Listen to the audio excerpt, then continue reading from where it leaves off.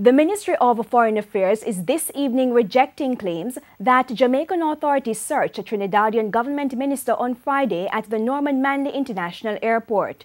Trinidadian Minister Ayanna Webster Roy was reportedly searched while preparing to board a flight after attending a conference in Jamaica.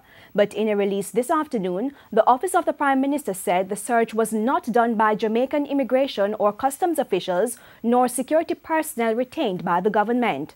Foreign Affairs Minister Kamina Johnson-Smith stated that the search was done by a private security company retained by the airline on which the Trinidadian minister and her delegation were traveling. Furthermore, we're advised that such searches are generally undertaken by the airline under international conventions and are based on random computer selection for additional security screening. While we regret the minister's distress sincerely, our inquiries so far reveal that diplomats and ministers of other countries, as well as current and former ministers of Jamaica across the political administrations, have in fact undergone this additional screening process, notwithstanding their status. Mrs. Johnson-Smith added, however, that the Jamaican government is taking the matter seriously.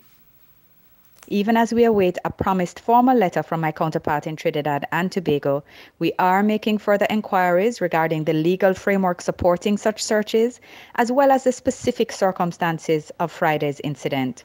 We will write to the airline to make a formal request in this regard.